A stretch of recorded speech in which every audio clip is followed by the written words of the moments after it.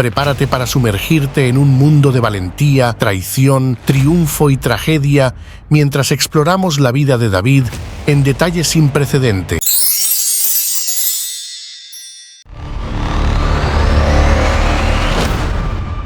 Cuando pensamos en David, nos viene a la mente que fue pastor, poeta, matador de gigantes, rey, el antepasado de Jesús, o sea, uno de los más grandes hombres del Antiguo Testamento. Sin embargo, hay otra lista que igualmente lo describe: traidor, mentiroso, asesino. La primera lista enuncia las cualidades que quizás todos quisiéramos tener y la segunda podría describir a cualquiera de nosotros. La Biblia no hace ningún esfuerzo por esconder los fracasos de David, pero a pesar de ellos, David es recordado y respetado por tener un corazón sensible a Dios.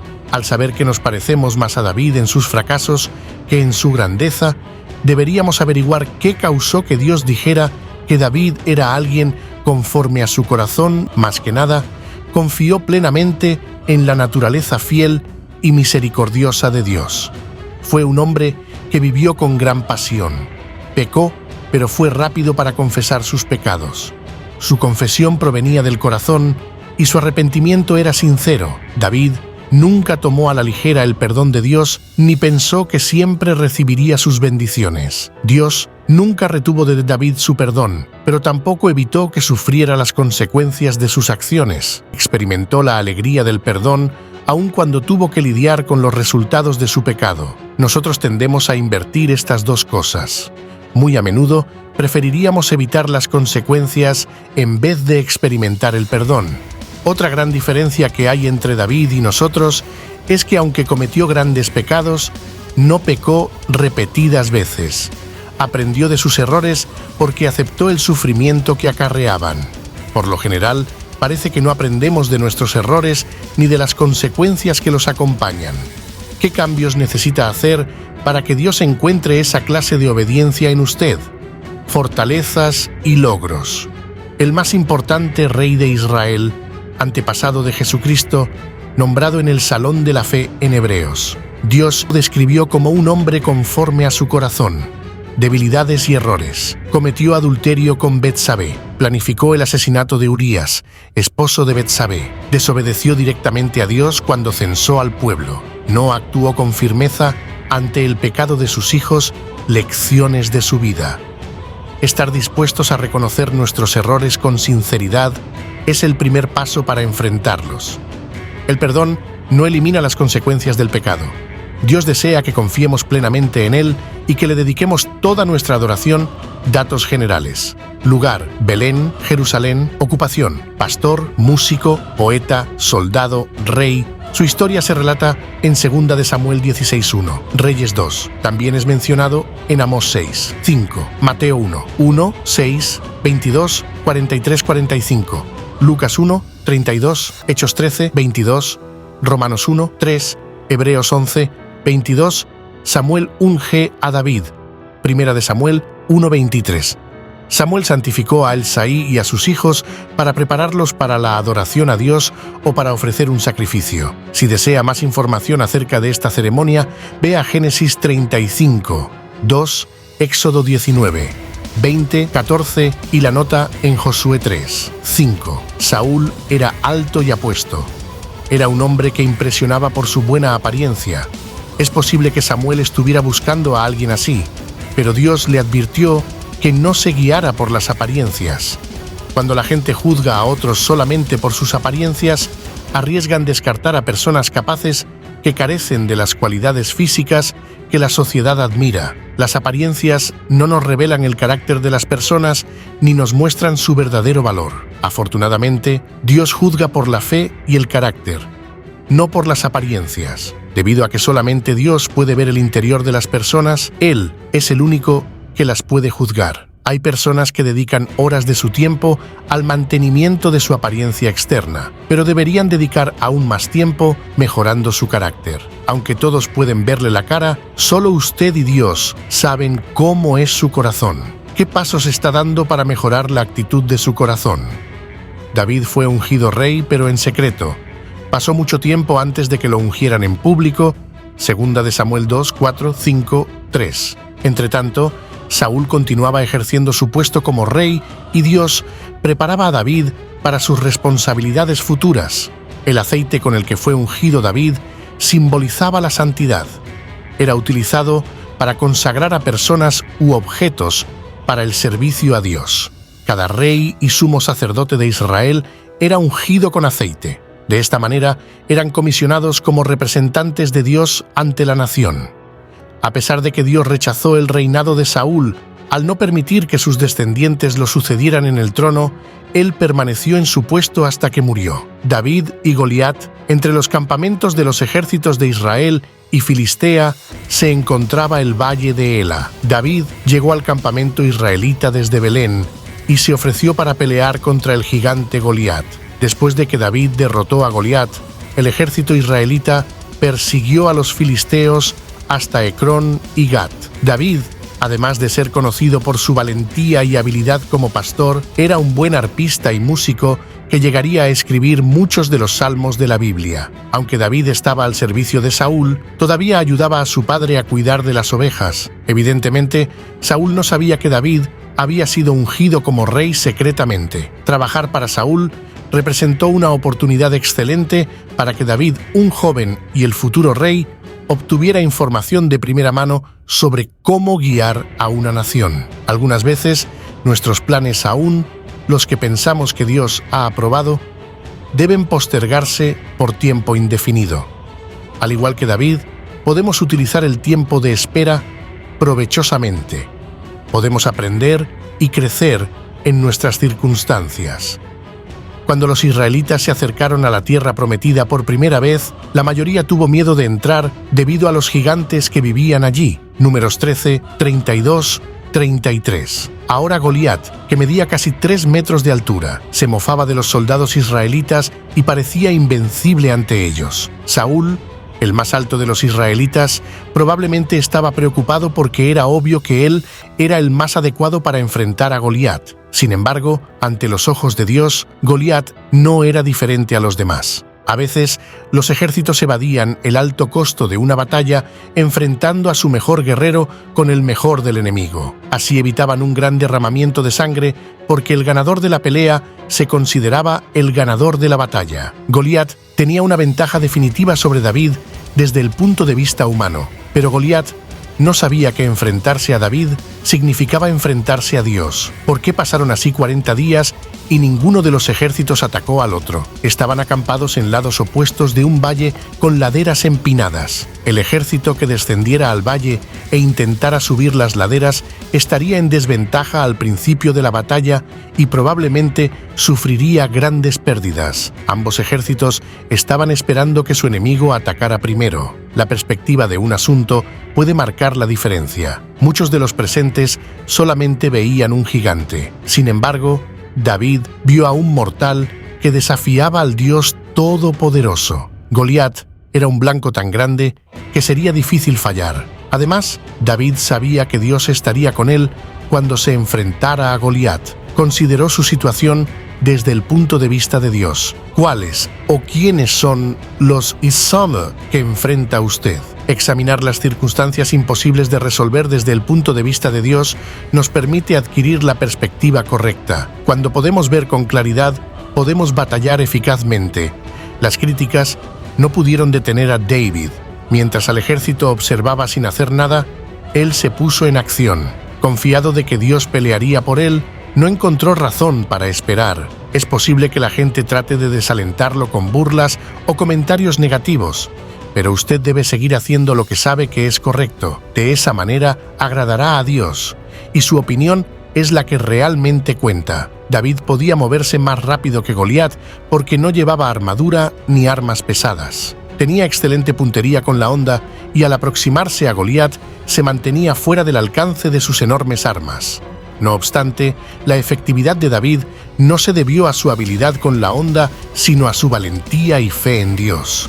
Para poder supelear como David, necesitamos ser valientes como él. David había desarrollado una gran confianza en Dios mientras pastoreaba las ovejas de su padre y tenía que enfrentarse a los animales salvajes. Cuando enfrente grandes problemas, recuerde las veces que Dios lo ha ayudado. No se desaliente, porque Dios es quien le da fuerzas. Ponga en práctica las habilidades que Dios le ha dado y avance con confianza. Amistad de David y Jonatán.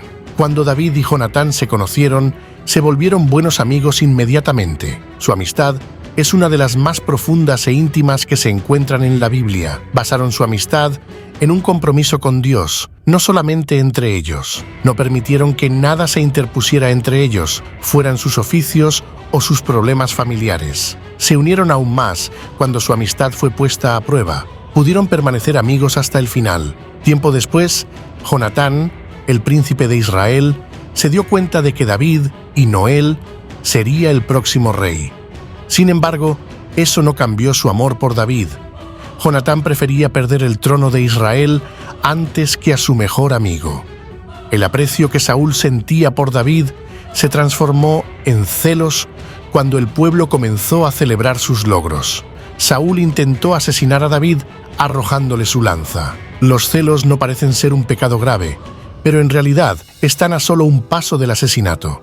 Comienzan como resentimiento hacia un rival. Luego son el deseo de que esa persona pierda su puesto. Por último, se manifiestan en la búsqueda de la manera de dañarla con palabras o hechos. Tenga cuidado de no permitir que los celos se afiancen en su vida. Saúl trató de matar a David porque estaba celoso de su popularidad, pero David continuó protegiendo y reconfortando a Saúl. Quizás alguien ha estado celoso de usted y hasta lo haya atacado de alguna manera. Tal vez esa persona se haya sentido intimidada por sus virtudes, las cuales iluminaron sus defectos. La respuesta natural sería pagarle con la misma moneda o ignorarla por completo, pero algo mejor sería formar una amistad con ella. Mateo 5, 43-44, y pedirle a Dios la fortaleza para continuar amándola, así como David continuó amando a Saúl. Saúl se volvió orgulloso y arrogante a causa de su popularidad, pero David permaneció humilde aun cuando la nación entera lo elogiaba. A pesar de que David tuvo éxito en casi todo lo que emprendió y se hizo famoso por toda la tierra, no quiso utilizar su popularidad en contra de Saúl.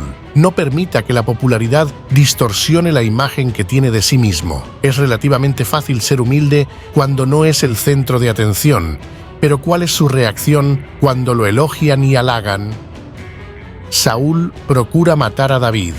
Habló Saúl a Jonatán su hijo y a todos sus siervos para que matasen a David, pero Jonatán hijo de Saúl amaba a David en gran manera y dio aviso a David diciendo: Saúl mi padre procura matarte, por tanto cuídate hasta la mañana y estate en lugar oculto y escóndete. ¿Puede justificarse la desobediencia a los padres como lo hizo Jonatán? Un principio claro de las Escrituras es que cuando un padre le ordena a su hijo quebrantar la ley de Dios, el hijo debe obedecer a Dios y no a los hombres. Este principio presupone que la persona tiene la capacidad de discernir entre el bien y el mal y reconocer cuando hay falsedad. Un hijo debe ser respetuoso, servicial y obediente a sus padres, Efesios 6, 1, 3. Pero no debe obedecer órdenes ni aceptar consejos que violen la ley de Dios. Esta es la segunda vez que Saúl sorprende a todos al unirse a un grupo de profetas y profetizar. Parece tratarse de un grupo de personas llenas del Espíritu en un estado de éxtasis. Era algo muy poderoso y contagioso para quienes se acercaban. No se sabe si transmitían mensajes de parte de Dios o si solamente se unían en la expresión de euforia. La primera vez que le pasó a Saúl fue justo después de ser ungido rey. Esta vez Saúl estaba consumido por la envidia que le causaba la creciente popularidad de David, pero el Espíritu de Dios lo inmovilizó para que no le hiciera daño a David. Aunque Saúl se vio envuelto en la profecía, su mente y su corazón estaban lejos de amar a Dios y de pensar como él. Pacto de Jonatán y David. Al comienzo de cada mes los israelitas se reunían para celebrar la fiesta de la luna nueva. Aunque este era principalmente un tiempo para pasarla bien, también era una forma de dedicarle el siguiente mes a Dios. Otras naciones celebraban durante la luna llena y le rendían culto a la luna. Los israelitas, sin embargo, celebraban su fiesta durante la luna nueva, cuando la luna no se veía en el cielo. Esta era una precaución adicional contra la falsa adoración. No se debe rendir culto a nada de la creación, solamente el Creador es digno de adoración. Jonatán le pidió a David que le prometiera que sería bondadoso con sus hijos en el futuro. Años más tarde, David se esforzó mucho para cumplir esta promesa. Invitó al hijo de Jonatán, Mefiboset, a vivir en su palacio. 2 de Samuel 9. Ya que la fiesta de la luna nueva requería que se hiciera un sacrificio a Dios, Números 28, 11, 15, los que asistían a la fiesta tenían que estar ceremonialmente puros de acuerdo con la ley de Dios. Éxodo 19, 10, Levítico 15, Números 19, 11, 22. Y vea la nota en Josué 3, 5. Esta pureza se obtenía lavando el cuerpo y la ropa antes de acercarse a Dios para ofrecer sacrificios. La limpieza externa era un símbolo del deseo de tener un corazón puro y una relación correcta con Dios. Hoy en día, nuestro corazón es purificado por la fe en Dios a través de la muerte de Jesucristo a nuestro favor. Hebreos 10, 10, 22. Y por leer y obedecer la palabra de Dios, Juan 17, 17. Saúl estaba tratando de asegurar el reino para sus descendientes a pesar de que se le había dicho que su reino terminaría con él. Aún peor, lo estaba tratando de lograr por medios humanos y pecaminosos porque sabía que Dios no lo ayudaría. Jonatán pudo haber aprovechado la oportunidad y haber matado a su rival, pero no lo hizo debido a su amor por Dios y por David. Saúl persigue a David. Vino David a Nob, al sacerdote Ahimelech, y se sorprendió a Ahimelech de su encuentro y le dijo: «¿Cómo vienes tú solo y nadie contigo?». Y respondió David al sacerdote Ahimelech: «El rey me encomendó un asunto y me dijo: nadie sepa cosa alguna del asunto a que te envió y lo que te he encomendado, y yo les señalé a los criados un cierto lugar. Ahora pues, ¿qué tienes a mano? Dame 5 panes o lo que tengas». El sacerdote respondió a David y dijo: «No tengo pan común a la mano, solamente tengo pan sagrado, pero lo daré si los criados se han guardado a lo menos de mujeres». Esta es la primera mención de Ahimelech. Es posible que Abimelech fuera el sucesor de Ahías. Cualquiera sea el caso, Ahimelech tuvo que desacatar la ley para darle del pan sagrado a David, ya que el pan era solamente para los sacerdotes. Levítico 24, 5, 9. Sin embargo, Ahimelech consideró que la necesidad y la vida de David eran más importantes que el cumplimiento de la ceremonia religiosa y lo alimentó con el pan sagrado. Su acto cumplió con la ley suprema del amor. Levítico 19, 18. Siglos después, Jesús se referiría a este incidente para mostrar que la ley de Dios no debía aplicarse sin compasión. Hacer el bien y preservar la vida es la ley suprema de Dios. Mateo 12, 1, 8, Lucas 6, 1, 5. David mintió para protegerse de Saúl, 21, 10. Hay quienes justifican esta mentira diciendo que en tiempos de guerra el deber de un buen soldado es traicionar al enemigo, pero en ninguna parte encontramos justificación para la mentira de David. Es más, lo contrario es cierto. La mentira de David no parecía gran cosa, pero se convirtió en una tragedia. La Biblia deja bien claro que la mentira es pecado. Levítico 19, 11. La mentira, como cualquier otro pecado, es grave ante los ojos de Dios y puede causar toda clase de efectos dañinos. No minimice el pecado ni lo califique en categorías. Todo pecado debe evitarse, ya sea que veamos o no sus posibles consecuencias. El cuerpo de los hombres estaba ceremonialmente limpio porque no habían tenido relaciones sexuales durante el viaje. Por eso, el sacerdote les permitió comer el pan sagrado. Una vez a la semana en el día de reposo, un sacerdote entraba al lugar santo del tabernáculo y colocaba 12 panes recién horneados en una pequeña mesa. Este pan, llamado el pan de la proposición, simbolizaba la presencia de Dios entre su pueblo y su providencia amorosa que satisfacía sus necesidades físicas. El pan que se reemplazaba solamente lo podían comer los sacerdotes de turno. Un efod era un chaleco que usaba el sacerdote. David no sabía que allí estaba la espada de Goliat, probablemente porque era un muchacho cuando mató al gigante y había pasado gran parte de su tiempo en casa. Gat era una de las 5 ciudades principales de Filistea. ¿Por qué los filisteos aceptaron a su archienemigo, David, en su campamento? Es posible que en un principio los filisteos hayan estado contentos de recibir a un desertor militar de alto rango. Cualquier enemigo de Saúl sería un amigo para ellos. Además, no sabían que David había sido ungido el próximo rey de Israel Primera de Samuel 16:13. Sin embargo, los filisteos pronto se pusieron nerviosos al hospedar a David. Después de todo, había matado a miles de filisteos. Entonces David se hizo pasar por loco para que no le hicieran daño, ya que era costumbre no lastimar a los enfermos mentales. Hombres con problemas, con deudas o descontentos se unieron a David, quien también era un fugitivo. Eran personas marginadas y su mejor oportunidad para mejorar su condición en la vida era ayudar a David a convertirse en rey. El control que David ejercía sobre este grupo de hombres nos muestra una vez más su ingenio y habilidad para guiar y motivar a otros. Si es difícil formar un ejército con hombres buenos, se necesita aún mayor liderazgo para formar uno con la clase de hombres que siguieron a David. Con el paso del tiempo, este grupo constituyó el núcleo de su liderazgo militar. Fuga de David. David se enteró de los planes de Saúl para matarlo y huyó a donde estaba Samuel en Ramá. Regresó a Gabaa para despedirse de Jonatán y luego escapó a Nob, donde recibió alimento y una espada del sacerdote. Luego huyó a Gat, en el territorio filisteo. Cuando los filisteos desconfiaron de él, escapó a la cueva de Adulam, donde se le unieron muchos hombres. Al parecer, los oficiales principales de Saúl eran de la tribu de Benjamín, igual que él. David era de la tribu vecina de Judá. Saúl estaba apelando a la lealtad hacia la tribu para mantenerse en control del trono. ¿Por qué ordenó Saúl que mataran a los sacerdotes? Saúl pensó que Jonatán, David y los sacerdotes estaban conspirando en su contra. La idea vino del informe que le dio Doeg, cuando le dijo que vio a David hablando con Ahimelech, el sumo sacerdote, y que éste le proveyó comida y un arma. La orden de Saúl mostró su inestabilidad mental y emocional, y lo lejos que andaba de Dios. Al destruir todo en Nob, Saúl declaraba que la ciudad estaba bajo juicio, como se indica en Deuteronomio. Saúl deseaba tanto matar a David que hubiera interpretado cualquier señal como la aprobación de Dios para continuar con su plan. Si Saúl hubiera conocido mejor a Dios, habría sabido lo que él quería, en vez de malinterpretar la situación y pensar que Dios aprobaba el asesinato. No todas las oportunidades vienen de Dios.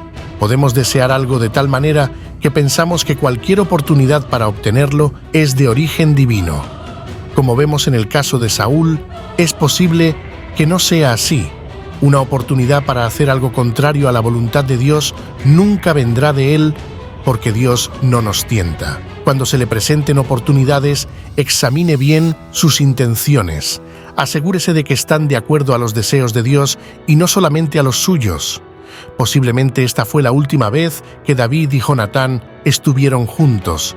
Eran verdaderos amigos, no solamente compañeros que disfrutaban su mutua compañía. Se alentaban en su fe en Dios, se confiaban sus pensamientos más profundos y sus más íntimos secretos. Esas son señales de una amistad verdadera. David huye de Saúl.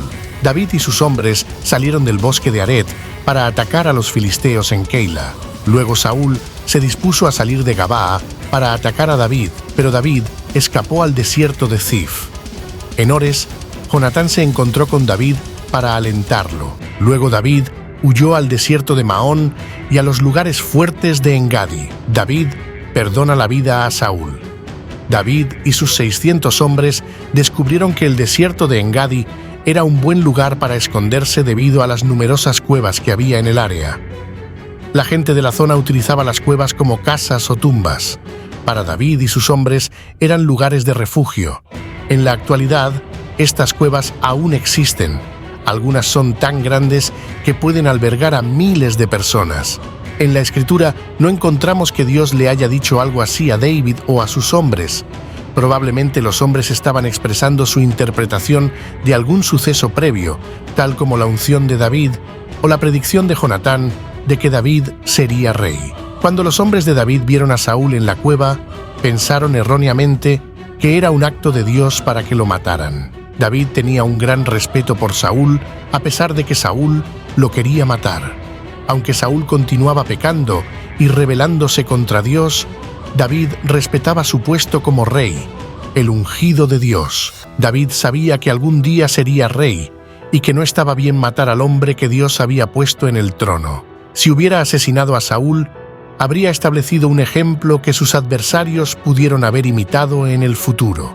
Romanos 13, 1, 7 nos enseña que Dios es quien forma los gobiernos en el poder. Quizás no sepamos la razón de Dios, pero como David, debemos respetar los puestos y los cargos de aquellos a quienes Dios les ha dado autoridad. Sin embargo, existe una excepción. Ya que Dios es nuestra autoridad máxima, no debemos permitir que ningún líder nos presione a violar la ley de Dios. Los medios que utilizamos para alcanzar una meta son tan importantes como la meta en sí. La meta de David era llegar a ser rey, por lo cual sus hombres le aconsejaron que matara a Saúl cuando se le presentara la oportunidad. Que David se negara a hacerlo no fue cobardía, sino un ejemplo de valor. Tuvo el valor de oponerse a un grupo y hacer lo que sabía que era correcto. No transija ante la presión de un grupo ni traicione sus valores tomando una salida fácil. David cumplió su promesa. Nunca maltrató ni les hizo daño a los familiares de Saúl. No obstante, tiempo después, los filisteos y los gabaonitas, segunda de Samuel 21, 1-14, asesinaron a la mayoría de los hijos de Saúl. David había prometido ser bondadoso con los descendientes de Jonatán y cumplió su promesa cuando llevó a Mefiboset a vivir en su palacio, segunda de Samuel 9. Muerte de Samuel, murió Samuel, y se juntó todo Israel, y lo lloraron, y lo sepultaron en su casa de Ramá. Saúl era el rey, pero Samuel era el líder espiritual de la nación. En su juventud y en su vejez, Samuel siempre escuchó y obedeció al Señor. Cuando murió, Israel no tuvo un líder espiritual hasta que David ascendió al trono. David y Abigail. Abigail era una mujer sabia y hermosa, casada con un hombre llamado Nabal, quien era un hombre muy rico, pero también insensato y malvado. David, quien aún no había sido coronado como rey de Israel, estaba huyendo de Saúl, quien quería matarlo por celos y temor de que le arrebatara el trono. Durante su huida, David y sus hombres se encontraban cerca de las tierras de Nabal, y en un gesto amistoso, David envió a sus hombres para pedir provisiones a Nabal en tiempos de necesidad. Sin embargo, Nabal respondió de manera insultante y despreciativa, rechazando ayudar a David y tratándolo con desprecio. Esto enfureció a David, quien decidió tomar represalias y estaba dispuesto a matar a Nabal y a todos los hombres de su casa en venganza por el insulto recibido. Pero antes de que David pudiera llevar a cabo su venganza, Abigail, enterada de la situación, actuó rápidamente. Reunió una gran cantidad de provisiones y se dirigió hacia donde David y sus hombres se encontraban. Cuando se encontró con David, se postró ante él y le suplicó que reconsiderara su ira y no se manchara las manos con sangre inocente. Abigail elogió a David y le recordó que Dios estaba con él y que no debía actuar impulsivamente. David, conmovido por las palabras y la sabiduría de Abigail, aceptó su consejo y decidió no tomar venganza. Agradeció a Abigail por su intervención y bendijo su sabiduría y generosidad. Poco después, Nabal murió repentinamente y cuando David se enteró, reconoció que Dios había intervenido para evitar que cometiera un acto violento. David entonces envió a Abigail una propuesta de matrimonio y ella aceptó. Abigail se convirtió en una de las esposas de David y fue reconocida por su inteligencia, sabiduría y fe en Dios. También tomó David a Ahinoam de Jezreel y ambas fueron las mujeres de David, porque Saúl había dado a su hija Mical, mujer de David, a Palti, hijo de Lais, que era de Galim. David perdona la vida a Saúl en Zif. David estaba nuevamente huyendo de Saúl, quien buscaba matarlo por celos y temor de perder su reinado. Durante su huida, David y sus hombres se refugiaron en la región de Zif, en el desierto de Maón. Saúl, al enterarse de la ubicación de David, reunió a 3.000 hombres para perseguirlo y capturarlo. Una noche, mientras Saúl y su ejército dormían, David y uno de sus hombres, Abisai, se infiltraron en el campamento de Saúl. Abisai sugirió matar a Saúl mientras dormía, argumentando que Dios había entregado a su enemigo en sus manos. Sin embargo, David se negó a levantar su mano contra el rey ungido de Israel, mostrando una profunda reverencia por la autoridad y el plan de Dios. En cambio, David decidió demostrarle a Saúl que tenía la oportunidad de matarlo, pero optó por no hacerlo. David tomó la lanza y el jarro de agua que estaban cerca de Saúl mientras dormía y se retiró a una colina cercana. Desde allí, llamó a Abner, el comandante del ejército de Saúl, y le mostró la lanza y el jarro de agua como prueba de que podría haber matado a Saúl, pero optó por no hacerlo. David entonces confrontó a Saúl desde lejos, expresando su inocencia y su deseo de no causarle daño al rey. Reconoció que Saúl era el ungido de Dios y que no debía levantar su mano contra él. Saúl, conmovido por la acción de David y reconociendo su nobleza, se arrepintió de sus acciones y le pidió perdón a David. Este encuentro entre David y Saúl en Zif sirvió como otro ejemplo de la fidelidad y la misericordia de David, así como de su respeto por la autoridad divinamente establecida. A pesar de las oportunidades para vengarse, David optó por perdonar la vida de Saúl y confiar en la justicia y el plan de Dios. David tuvo una gran fe en Dios y esperó pacientemente a que Él cumpliera sus promesas. El primer libro de Samuel describe las dificultades que David enfrentó mientras aguardaba convertirse en rey de Israel, ya que Samuel lo había ungido como tal muchos años antes. El rey Saúl empezó a sentir celos de David debido a la admiración que el pueblo sentía por él a causa de sus hazañas. Con el paso del tiempo, los celos de Saúl se intensificaron hasta el punto de intentar matarlo. Como resultado, David tuvo que huir y esconderse. Durante muchos años se refugió en territorio enemigo y en el árido desierto al sur y al oriente de Jerusalén. Es muy posible que en esa situación David se haya preguntado ansiosamente cuándo Dios cumpliría su promesa de hacerlo rey, pero sus luchas lo prepararon para las grandes responsabilidades que enfrentaría más adelante. El segundo libro de Samuel nos relata cómo David fue finalmente recompensado por su paciencia y su constante fe en Dios.